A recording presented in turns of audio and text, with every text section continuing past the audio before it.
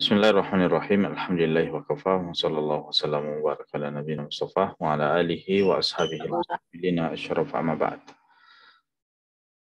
Ikhwas sekalian yang sama dimuliakan oleh Allah, ikhwan dan akhwat sekalian. Alhamdulillah kembali pada kesempatan yang berbahagia ini kita bermajelis bagaimana biasanya membahas masalah fikih dari kitab Safinatun Najah karya Syekh Salim ibn Sumayyir al-Hadrami rahimahullahu ta'ala. Ya. Di mana pada pertemuan yang lalu kita sudah menyelesaikan pembahasan tentang nawaqid al-wudu, ya, pembatal-pembatal wudu.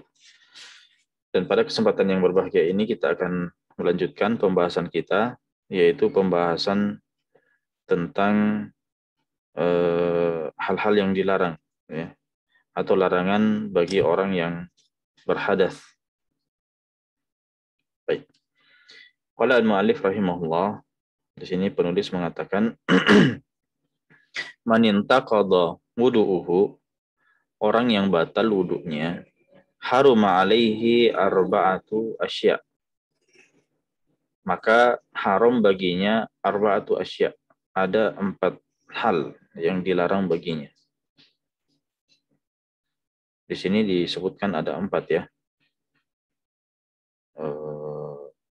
Bahkan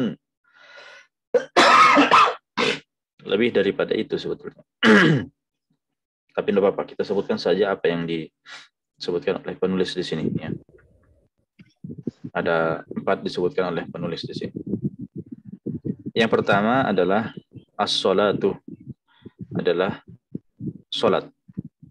Ya, sholat di sini yang dilarang bagi orang yang tidak dalam keadaan wudu, ya, yaitu baik itu sholat yang wajib atau sholat yang sunnah, semuanya, ya. Jadi baik itu sholat wajib, baik itu sholat sunnah, tetap tidak boleh dilakukan bagi seorang yang apa? Yang wudunya batal.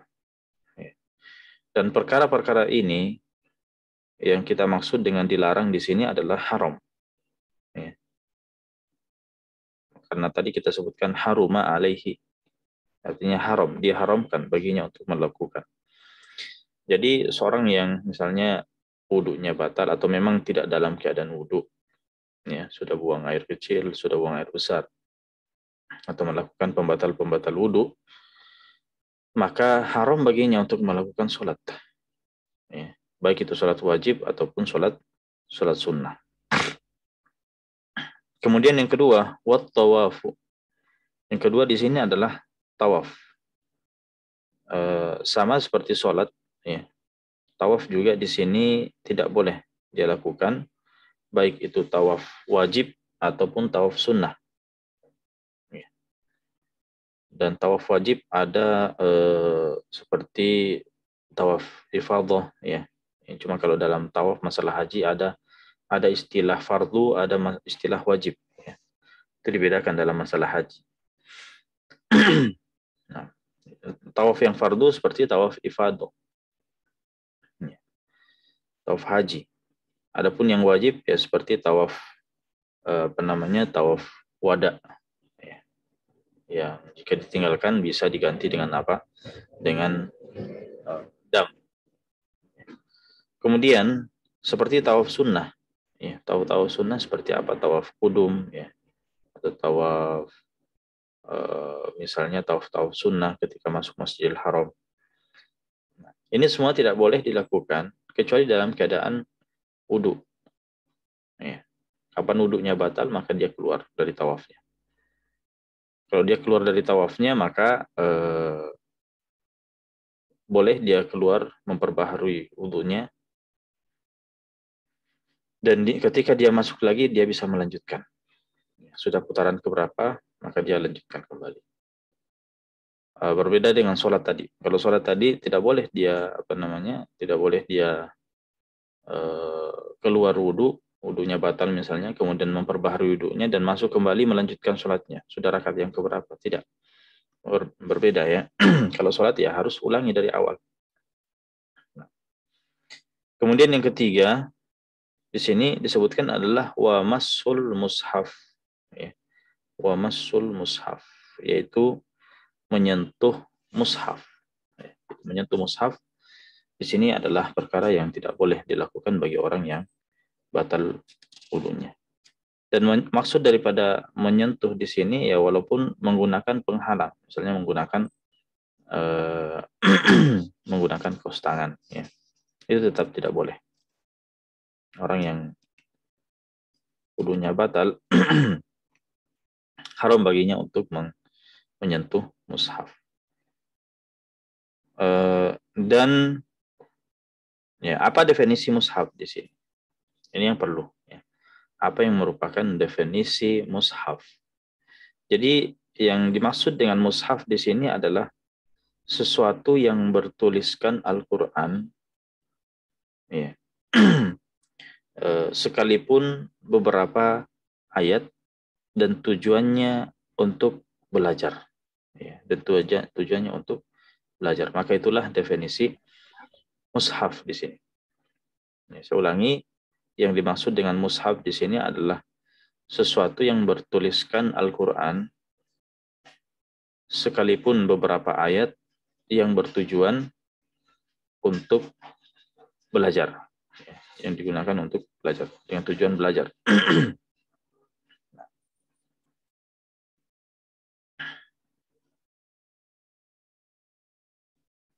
Nah, baik. Dan ya sebentar kita akan jelaskan, ya, lebih lanjut. Intinya seperti itu, bahwa ketika ada mushaf, dan mushaf ini ya sebagaimana definisi yang kita sebutkan tadi, ya, di dalamnya tertuliskan Al-Quran walaupun beberapa ayat, ya, dengan tujuan belajar, maka itu termasuk tergolong adalah mushaf. Jadi walaupun tidak sempurna, ya, tidak sempurna satu Al-Quran, ya, karena kata-kata tadi beberapa ayat itu, ya, berarti dipahami ya, walaupun misalnya dia adalah Al-Quran mujazza, ya, biasakan itu ada mushaf yang dibagi per juz, ya, misalnya satu satu satu buku itu ya cuma satu juz di dalam. Kan biasa juga ada yang dipakai oleh anak-anak itu juz amma saja misalnya. Maka selama di dalamnya ada Al-Quran, ya, walaupun tidak sempurna, walaupun cuma juz 30 misalnya, ya, karena sudah ada beberapa ayat di dalam dan tujuannya untuk belajar, dibaca, ya, tilawah dan seterusnya. Maka ini sudah masuk dalam kategori mushaf. Jika sudah masuk dalam kategori mushaf, maka konsekuensinya adalah menyentuhnya harus dalam keadaan wudhu. Ya, menyentuhnya harus dalam keadaan wudhu. Nah, baik.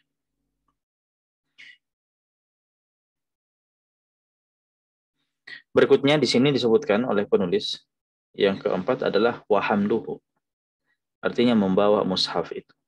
Ya, masih kaitannya dengan mushaf, ya.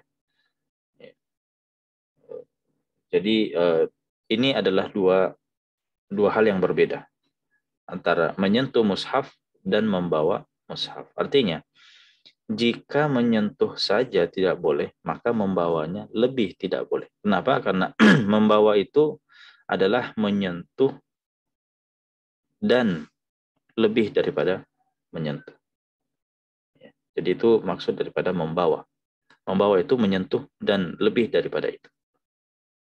Nah, maka kita katakan lebih diharamkan lagi, ya, membawa mushaf itu. Jadi membawa di sini termasuk, ya, mushaf itu berada pada suatu tempat dan membawanya secara khusus, ya, walaupun tanpa tanpa disertai dengan menyentuh. Dia bawa, dia masukkan ke dalam kantongnya misalnya, dan dia dalam keadaan tidak wudhu. Maka kita katakan ini masuk dalam kategori apa? Kategori membawa. Ya. Nah,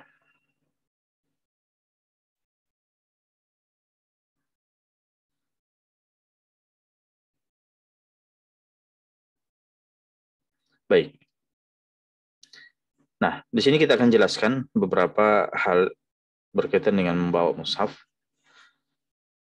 Bahwasanya membawa mushaf ini, jika mushafnya itu ya, bersama dengan barang yang lain di dalam suatu tas misalnya ya.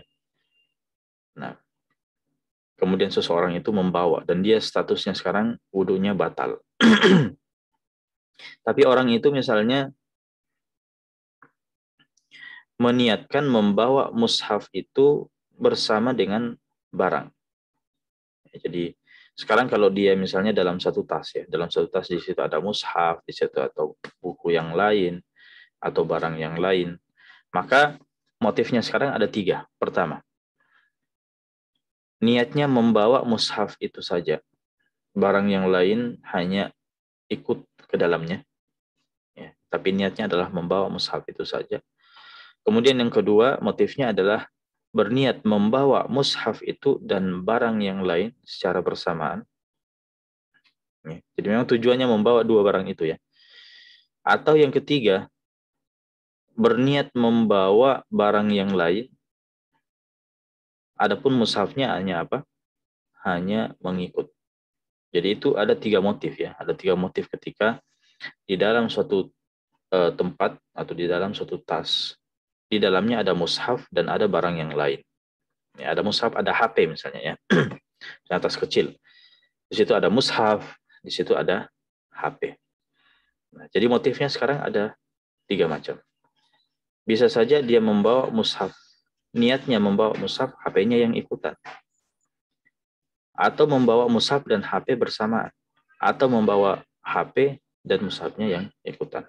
Nah, kalau motifnya adalah membawa mushaf saja, ya, dan HP-nya tidak, HP-nya itu hanya ikutan ke dalam, maka itu masuk yang kategori kita larang tadi. Ya. Kategori yang terlarang tidak yang kita sebutkan, membawa mushaf. Itulah yang dimaksud dengan membawa mushaf. Tapi kalau misalnya motifnya adalah yang kedua dan yang ketiga, maka boleh. Ya. Jadi dia membawa barang yang lain, ya, dan membawa mushaf secara bersamaan. Jadi disertai barang lain dan tidak memaksudkan mushaf saja. Ya, tidak memaksudkan mushaf saja. Ya, atau memaksudkan barang yang lain saja tapi ya tidak memaksudkan mushaf, maka ini boleh ya, boleh dibolehkan. Dan sebagaimana boleh membawa mushaf itu ya, bahkan memegangnya ya, memegang tadi yang ketiga itu, jika mushaf itu ternyata disertai dengan tafsir. Kan beda antara tafsir dengan mushaf. Nah, sekarang kita harus perjelas ketika suatu mushaf itu di dalamnya ada perkataan yang lain selain kalamullah. Ya, di situ ada penjelasan misalnya ya, ada tafsir. Nah, maka kita lihat apakah ya kalau misalnya suatu mushaf itu ya di dalamnya ada tafsir, maka ada tiga kemungkinan. Pertama, ayatnya lebih banyak daripada tafsirannya, atau ayat dan tafsiran sama banyak, atau tafsiran lebih banyak daripada ayat Al-Quran. Nah, maka kita katakan dua yang pertama tetap dinamakan mushaf. Ya, kalau mushafnya, kalau ayatnya lebih banyak daripada tafsirannya atau sama banyak, maka itu masih kategori mushaf. Tapi kalau tafsirannya sudah lebih banyak daripada ayat Al-Qur'annya, maka itu bukan kategori mushaf lagi. Ya. Maka kalau statusnya bukan mushaf lagi, maka boleh disentuh, boleh dibawa, ya, karena itu bukan mengambil hukum mushaf. Ya. Tapi sudah sudah apa namanya, sudah tafsir namanya, bukan mushaf lagi. Nah, itu lebih banyak jika apa namanya jika lebih banyak eh, jika lebih banyak tafsirannya. Ya. Terlepas di mana tafsir itu, ya, baik kita bercampur dengan ayat, ya, kan biasanya ada ayat yang dengan tafsirannya bercampur, ya. Ada juga apa namanya terpisah, ya, bagian Al-Qur'annya sendiri, bagian tafsirnya di samping misalnya atau di catatan kaki. Nah, terlepas dari itu semua. Baik.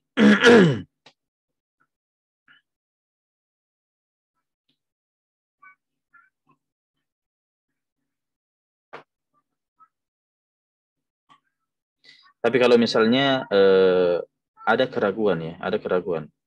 Apakah tafsirnya lebih banyak ataukah sama? Ya, tafsirnya lebih banyak atau sama? Nah, maka di sini menurut Ibnu Hajar boleh.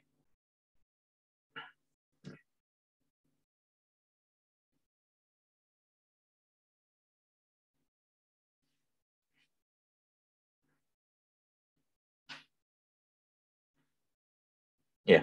Tapi di sini disebutkan, ya, adapun sebagian Al-Qur'an yang ditulis bukan tujuan belajar, ya.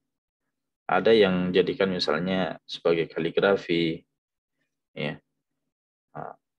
Atau misalnya tertulis di dalam apa namanya? eh, tertulis sebagai eh, pokoknya tujuannya bukan untuk belajar. Maka kita katakan ya ini bukan mushaf. Maka menyentuh dan membawanya itu tidak diharamkan. Baik. Nah, ini berkaitan dengan apa? Berkaitan dengan larangan orang yang berhadas. Ya, larangan orang yang berhadas. Baik.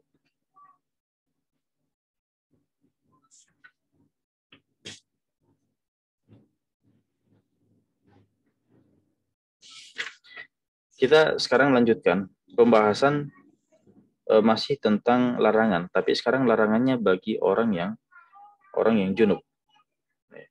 Bagi orang yang junub. Maka kata penulis di sini wa yahrumu 'alal junubi sittatu asya. Diharamkan bagi orang yang junub itu sittah, ya, ada 6 perkara. Nah, di mana 6 perkara ini sebetulnya tadi kita sudah sebutkan, ya. Jadi dari 6 perkara ini 4 diantaranya kita sudah sebutkan tadi. Jadi hal-hal yang dilarang bagi orang yang wudhunya batal, yang tidak dalam keadaan wudhu. Nah, sekarang hal-hal yang dilarang bagi orang yang junub. Ya, tentu namanya junub itu keadaannya lebih apa? Lebih berat. Lebih berat dibandingkan orang yang sekedar batal wudhunya. Ya. Karena batal wudhu itu namanya hadas kecil. Sedangkan orang yang junub, ya ini namanya hadas besar. Maka ketika statusnya adalah orang yang hadas besar, maka perkara yang diharamkan baginya itu lebih banyak dibandingkan sekedar orang yang hadas kecil. Tapi secara otomatis orang yang hadas besar atau apa-apa yang dilarang dalam hadas kecil itu juga yang dilarang bagi apa? Itu juga yang dilarang bagi orang yang hadas besar. Dengan tambahan beberapa hal. Ya. Jadi 4 yang diharamkan dalam hadas kecil juga masih berlaku bagi orang yang junub, ya. Yaitu apa? Sholat, kemudian tawaf, kemudian menyentuh mushaf dan membawa mushaf. Ya, rinciannya tadi juga kita sudah sebutkan. Baik. Nah, di sini ada tambahan, ya. Kalau di sini sudah ada 4, ya tadi kita sebutkan ada 6, berarti sisa berapa? Ada 2 tambahan. Ada 2 tambahan. Bahkan kita bisa tambahkan, ya. ada 3 tambahan. Kalau tadi disebutkan ada 6, ya kita bisa tambah jadi tambahkan 1 lagi jadi 7. Ya, walaupun di sini hanya 6 ya, hanya 6 yang disebutkan oleh penulis. Baik. Sebentar saya akan sebut. Kita tambahkan dulu yang ke tadi sudah 4 ya, tadi sudah 4. Nah, sekarang kita tambahkan yang ke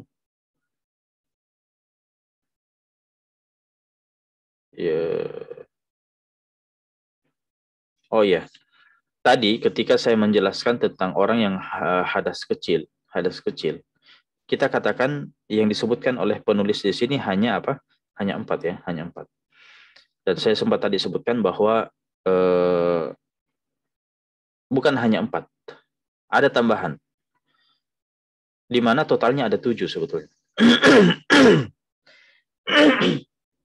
Jadi walaupun disebutkan oleh penulis di sini hanya 4 yang berlaku bagi orang yang hadas kecil, tapi ada tambahan yang tidak disebutkan oleh penulis. Apa tambahan itu? Saya selesaikan dulu ya, yang hadas kecil, sebentar kita masuk ke hadas besar. Jadi tambahan untuk hadas yang kecil ini, ya, orang yang berhadas kecil, tambahannya ada 3. Pertama, tadi sudah keempat. Nah, sekarang yang kelima adalah sujud tilawah. Ya, sujud tilawah. Kemudian yang keenam adalah sujud syukur, dan yang ketujuh adalah khutbah Jumat. Khutbah Jumat. Ya. Maka ini merupakan tambahan bagi orang yang apa? Bagi orang yang berhadas kecil. Tidak boleh dilakukan. Jadi orang yang berhadas kecil itu tetap tidak boleh sujud tilawah. Dia membaca Al-Quran itu boleh. Tapi ketika dia sampai pada ayat tilawah, ya, ayat sajadah istilahnya ya, bolehkah dia, misalnya dia tidak pegang mushaf sekarang, dia membaca ayat murojaah misalnya, dan dia tiba pada ayat sajadah, ya, dia tiba pada ayat sajadah. Nah, sekarang apakah disunnahkan baginya untuk sujud tilawah? Ya, karena sujud tilawah hukumnya sunnah dalam mazhab. Kita katakan tidak. Bahkan diharamkan baginya untuk sujud tilawah. Kenapa? Karena dia tidak dalam keadaan apa? Tidak dalam keadaan suci. Sedangkan sujud tilawah sama sebagaimana sholat. Begitu juga dengan sujud syukur. Ya, sujud syukur. Ya. Makanya beberapa hal ya, misalnya orang yang melakukan sujud syukur mendapatkan berita gembira, misalnya, atau sesuatu yang patut disyukuri lah. Ya, kita ambil contoh misalnya para pemain bola yang biasanya selebrasi ya, mencetak gol dan sujud syukur. Kalau kita di dalam mazhab Syafi'i, sujud syukur ini merupakan perkara yang sama seperti sholat. Ya, sama seperti sholat. Hal-hal yang berlaku, ya, syarat sah sholat itu termasuk juga syarat sah sujud syukur. Mulai dari apa? Mulai dari suci. Ya, jadi suci dari hadas kecil. Kemudian menutup aurat. Kemudian menghadap kiblat. Nah, itu semua harus berlaku. Nah, orang yang selebrasi itu, kalau kita lihat, ya, adapun masalah wudunya kita tidak tahu ya, apakah sebelum bermain dia berwudu, kemudian wudunya itu bertahan sampai dalam pertandingan. Yang jelasnya untuk menutup aurat, ya kalau kita lihat ya rata-rata pemain bola itu tidak menutup aurat, hanya kelihatan sampai di atas di atas lututnya. Kemudian apa? Kemudian wallahu alam, kalau misalnya mereka mencari arah kiblat dan sujud ke arah kiblat ya. Nah, tapi di antara perkara yang tidak termenuhi dari syarat sahnya sholat ya, atau syarat sahnya sujud syukur, yaitu masalah menghadap menutup aurat ya, masalah menutup aurat. Nah, baik, itu kalau kita menilai masalah itu berdasarkan mazhab Syafi'i. Ya, tapi kan kita tidak tahu para pemain bola itu yang selebrasi dengan sujud syukur bisa saja memakai mazhab yang lain. Wallahu taala. Baik. Nah itu. Jadi yang kelima sujud tilawah, yang keenam adalah sujud syukur, dan tambahan yang ketujuh adalah khutbah Jumat. Karena khutbah Jumat juga adalah statusnya sama seperti sholat. Hal-hal yang dipersyaratkan di dalam sholat juga dipersyaratkan dalam khutbah Jumat. Ya, masalah kesucian, toharoh, kemudian apa namanya menutup aurat, kemudian apa namanya kalau menghadap kiblat jelas tidak dipersyaratkan dalam khutbah Jumat menghadap kiblat. Baik, yang jelasnya masalah hadas kecil ini ya adalah perkara yang diharamkan, diantaranya adalah 3 tambahan ini ya, sujud tilawah, kemudian sujud syukur, dan apa, dan khutbah Jumat. Baik. Nah sekarang kita masuk pada orang yang junub. Tadi kita sebutkan bagi orang yang junub ada 6 perkara ya. Ada 6 perkara disebutkan di sini bagi orang yang junub.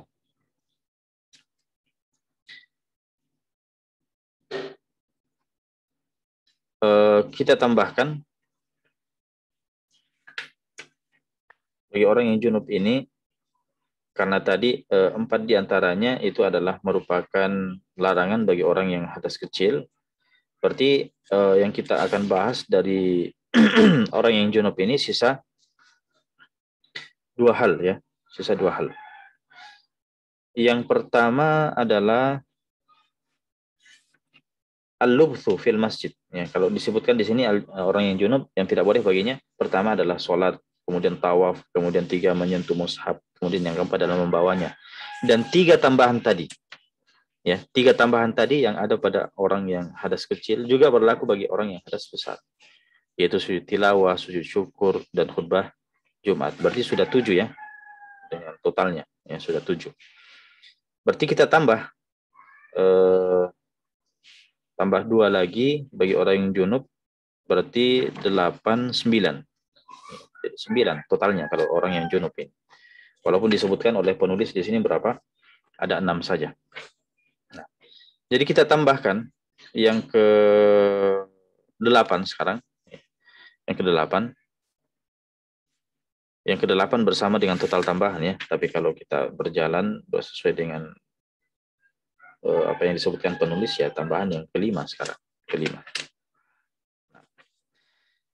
Yaitu berdiam di masjid. Al-lubthu fil masjid. Apa maksudnya berdiam di masjid di sini?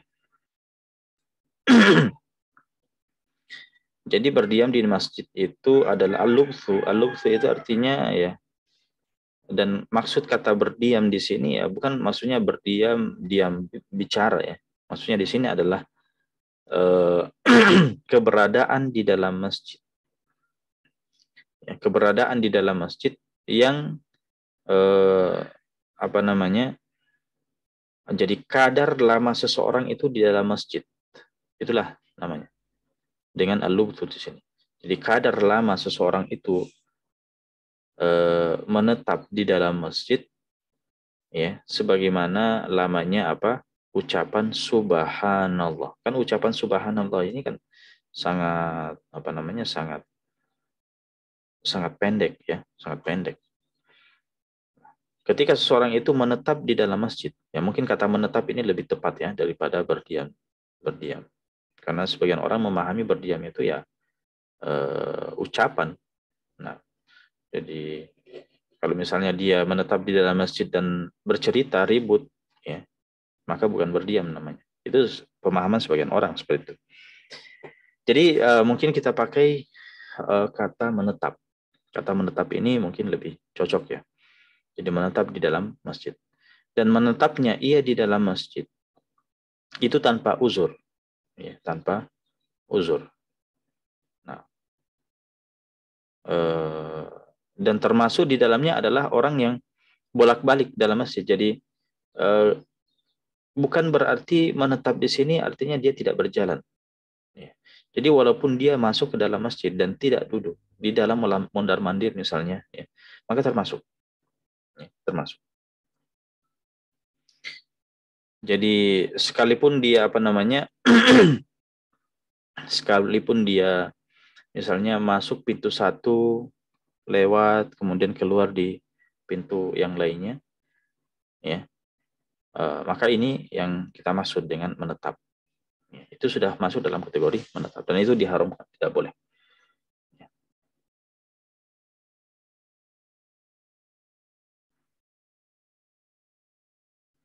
Ya, jadi maksud kita tadi adalah masuk pintu satu dan di dalam masjid misalnya bolak-balik tidak sempat duduk, kemudian baru keluar. Tapi kalau maksudnya adalah masuk pintu satu, kemudian berjalan langsung keluar, ya, hanya misalnya hanya lewat saja, ya, hanya lewat saja dan tidak apa namanya mengambil waktu di dalam masjid dengan tadi yang kita sebutkan menetap itu, maka kalau hanya sekedar lewat masuk pintu satu, lewat masuk ya masuk kemudian lewat keluar di pintu yang lainnya, maka ini boleh, ya boleh.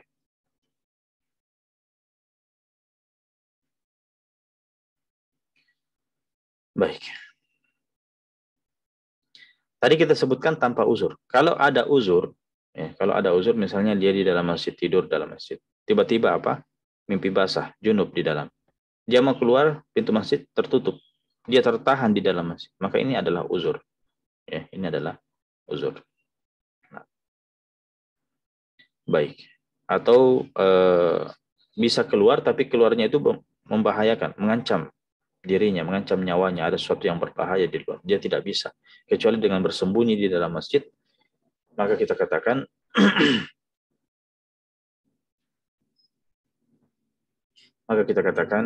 itu adalah uzur dan boleh. Artinya tidak berdosa, ya, tidak berdosa. Kemudian berikutnya yang terakhir dari junub ini, ya, menurut penulis di sini yang keenam ya, tapi menurut kita karena ada 3 tambahan berarti yang kesembilan, yaitu membaca Al-Quran, ya, qiraatul Al-Quran. Dan qiraatul Quran di sini adalah apa namanya tilawah. Ya, yang dimaksud dengan membaca Al-Quran di sini adalah tilawah. Dan maksud daripada tilawah di sini adalah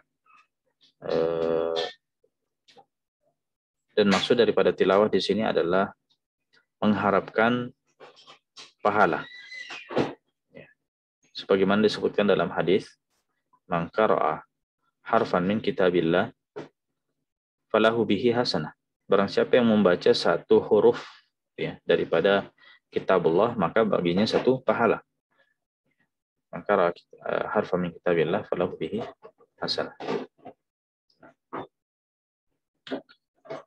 La aqulu alif lam mim harf, saya tidak mengatakan alif lam mim itu satu huruf, tapi alifun harf, satu alif itu satu huruf, kemudian lam satu huruf dan mim satu huruf. Nah, orang ketika membaca Al-Qur'an dan mengharap pahala dari setiap huruf-huruf itu, ya maka itu maksudnya itulah yang kita sebut sebagai tilawah.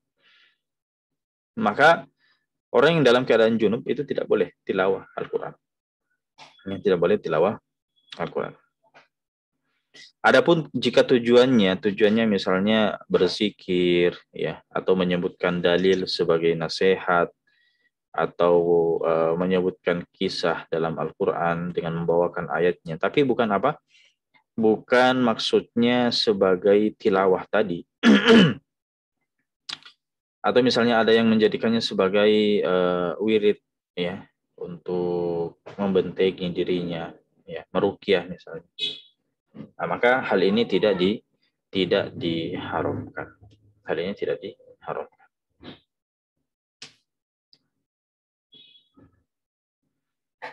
Ya. Jadi intinya bahwa jika sebagai maksud tilawah, maka itu yang tidak boleh. Nah, bagaimana dengan murojaah, orang yang mengulangi hafalannya? Apakah termasuk dalam tilawah? Ya, orang yang muroja itu ya bisa saja dia maksudkan tilawah dan bisa saja dia maksudkan tidak tilawah. Jadi kapan dia maksudkan tilawah maka tidak boleh. Tapi kalau misalnya seorang itu murojaah hanya mengulangi hafalannya dan tidak bermaksud tilawah, ya, maka kita katakan boleh. Nah, dan maksud daripada membaca itu adalah dengan lisan, ya, dengan lisan. Maksudnya dia menggerakkan lisannya dan ada suara yang keluar dan minimal dia sendiri yang mendengarkan. Tapi kalau misalnya lisannya bergerak, tapi tidak ada suara, dirinya sendiri tidak mendengarkan, apalagi orang lain, maka ini bukan dinamakan membaca. Ini bukan dinamakan membaca. Sekalipun dia niat tilawah, tapi tidak ada suara yang keluar, yang dirinya sendiri bahkan tidak mendengar apa yang diucapkan. Artinya dia baca dalam hati, ya. Dia baca dalam hati, maka itu dibolehkan. Atau sekedar melihat, ya, melihat mushaf, ya, dan membacanya di dalam hati, maka itu adalah bukan niat tilawah. Artinya boleh. Baik. Adapun berkaitan dengan hal-hal yang diharamkan bagi wanita haid, ya, sekira ini kita tunda pembahasannya, kita bisa bahas pada pertemuan yang akan datang. Ya.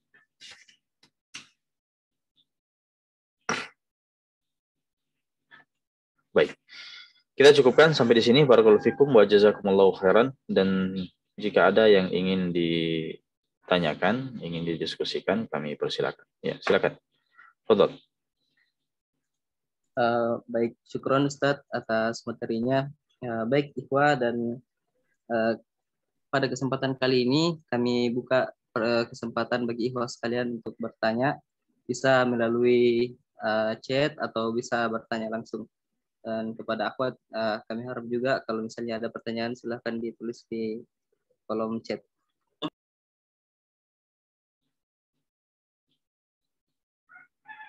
Betul.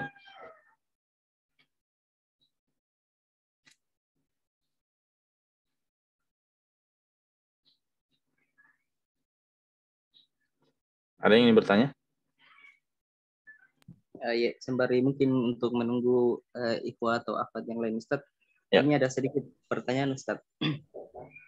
Terkait dengan hal-hal yang tidak boleh dilakukan oleh orang yang berhadas besar, yaitu berdiam diri di masjid.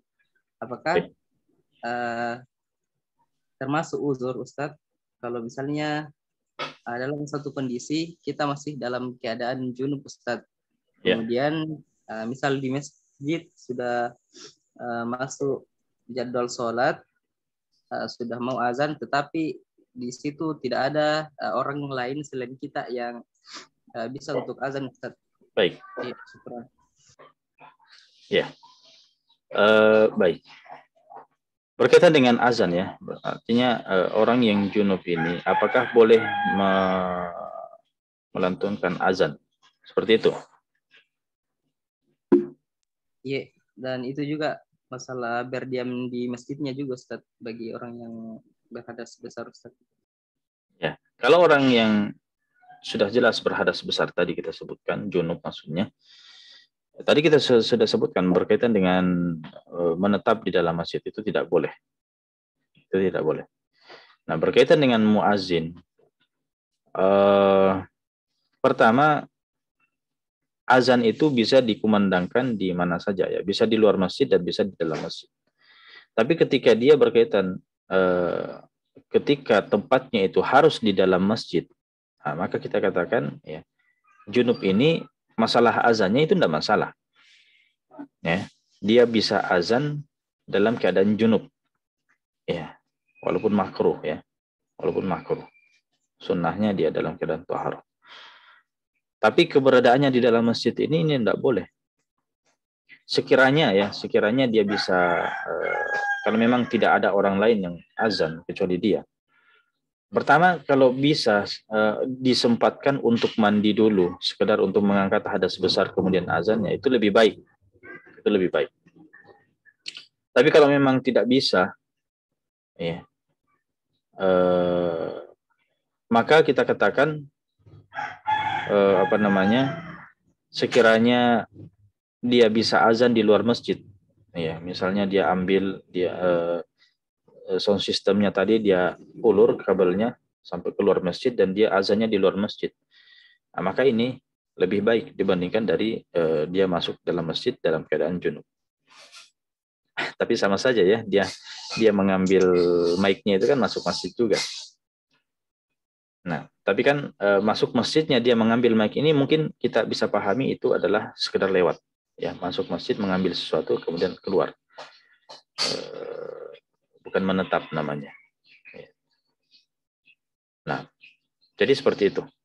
Ya, tapi kita katakan tadi sekiranya dia bisa menyempatkan untuk mandi, ya sekedar niat dan mengguyur tubuh semuanya basah sudah selesai, hadas besarnya terangkat langsung azan, itu kan tidak mengamalkan waktu yang banyak.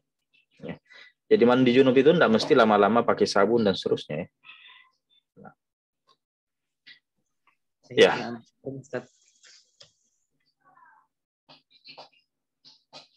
Nah, ada yang lain, Fadal?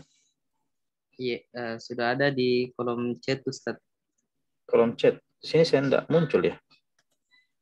Tidak muncul. Oh iya, apa Ustaz? Pertanyaannya, ya, kami bacakan pertanyaan. Kami ingin bertanya perihal perkara di luar topik Ustaz. Yakni bagaimana hukumnya menjual atau berdagang di kantin yang mana lokasi kantinnya berada di luar masjid, akan tetapi bangunannya bersampingan atau bersampingan dengan tempat wudhu dan masih di dalam pagar masjid, Ustaz. Baik.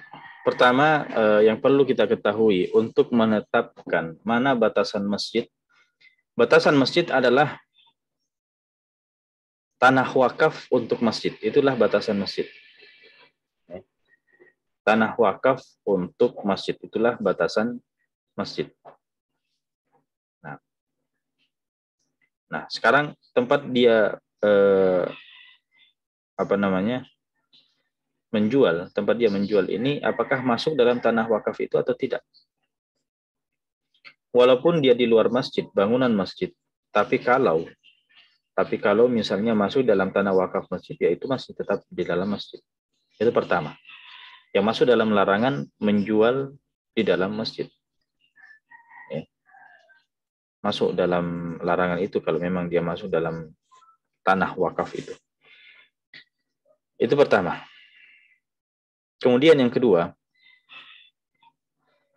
apa hukum jual beli dalam masjid? Jual beli dalam masjid dalam mazhab Syafi'i sah, tapi makruh. Jadi larangan itu dipahami di situ adalah makruh. Ya. Memang dilarang, tapi tidak semuanya larangan itu adalah haram. Nah, jual beli di sini hukumnya adalah makruh dan sah. Nah, tetap sah. Tapi ini masalah khilafiyah ya. Ada sebagian pendapat ulama mazhab yang lain mengatakan haram dan tidak sah. Ya. Maka untuk kehati-hatiannya ya kita katakan di luar masjid. Pastikan di luar masjid. Walaupun kita katakan tadi adalah makruh. Ya. Dan ulama Syafi'iyah mengatakan makruh karena memang masalah ini adalah masalah khilafiyah. Nah, baik. Ada yang lain? Ya Ustaz, masih menyambung pertanyaan yang tadi Ustaz. Jadi kalau misalnya tadi hasil penjualannya makruh, apakah tetap masih bisa digunakan Ustaz untuk kegiatan lain, misalnya untuk kegiatan dakwah mungkin, untuk kegiatan kepanitiaan mungkin Ustaz, seperti itu Ustaz. Ya, untuk kegiatan yang lain selama tidak ada larangan dari syariat, tidak masalah. Ya. Tadi kita katakan makruh bagi jual beli karena memang jual beli dilarang, ada larangan khusus dalam syariat jual beli di dalam masjid. Ya, adapun kegiatan dakwah yang lainnya, sekiranya tidak masalah. Iya, apa Ustaz? Yang kami maksud misalnya hasil penjualannya Ustaz, misalnya keuntungan dari transaksi yang dilaksanakan tadi di dalam masjid, apakah hasilnya masih bisa digunakan untuk kegiatan lain Ustaz, misalnya kegiatan kepanitiaan mungkin atau boleh itu halal karena kita katakan sah, jual belinya sah. Ya, beda halnya kalau kita katakan jual belinya tidak sah, berarti hasilnya itu ya haram. Kalau kita katakan jual belinya tidak sah. Tapi kita katakan jual belinya sah. Tapi untuk melakukannya hukumnya makruh. Nah. Syukran, Ustaz. Ya, Ustaz, kami izin bertanya, Ustaz. Ya, silakan. Tapi ini di luar dari topik, Ustaz. Baik. Pertanyaan kami, bagaimana hukumnya jika memakan hasil sembelian dari seorang perempuan dan notabene pada saat itu ada seorang anak laki-laki tapi dia belum layak untuk menyembelih atau masih kecil, dan pada saat itu memang kondisinya cuma ada perempuan yang bisa menyembelih. Ya, baik. Jadi pertanyaannya, apa hukum sembelihan seorang wanita? Seorang wanita boleh menyembelih selama syarat-syarat yang lainnya, rukun dan syarat sembelihan itu terpenuhi. Ya, misalnya telah terputus dua saluran makanan dan saluran pencernaan. Saluran pencernaan dan saluran pernapasan. Ya, dua itu sudah. Kemudian wanitanya adalah seorang muslimah. Nah, maka ini kemudian dia memakai alat yang tajam dan bukan terbuat dari apa? Bukan terbuat dari tulang, bukan terbuat dari terbuat dari tulang dan batu. Ya, dua bahan itu tidak sah dalam menyembelih. Tapi alat yang lainnya, ya, atau bahan yang lainnya itu sah dipakai. Nah, itu yang saya maksud, terpenuhi rukun dan syarat-syaratnya, maka kita katakan sah, walaupun dia adalah seorang wanita. Tapi afdolnya, sekiranya di situ ada seorang wanita dan di situ ada juga seorang anak laki-laki yang masih kecil, ya, laki-laki yang masih kecil, yang belum balik, maka kita katakan walaupun anak kecil, tapi rukun dan syarat sembelihan itu terpenuhi, maka tetap sah. Dan bahkan anak laki-laki yang masih kecil, ketika dia menyembelih dan sah dan memenuhi rukun dan syarat, itu lebih afdal daripada seorang wanita. Ya, jadi diwakilkan kepada seorang anak, walaupun kecil, itu lebih afdal dibandingkan seorang wanita. Walaupun kita katakan sembelihan wanita tadi tetap sah. Ya. Sembelihan wanita tadi tetap sah. Nah. Baik, ada lagi pertanyaan yang lain?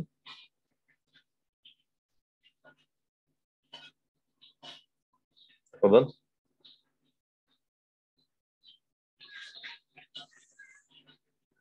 Ya, kalau tidak ada lagi kita cukupkan. Barakallahu fikum wa jazakumullahu khairan. Wa sallallahu ala nabiyina Muhammad wa ala alihi wa sahbihi wasallim. Walhamdulillahirabbil alamin. Saya pamit undur diri. Assalamualaikum warahmatullahi wabarakatuh. Waalaikumsalam warahmatullahi wabarakatuh.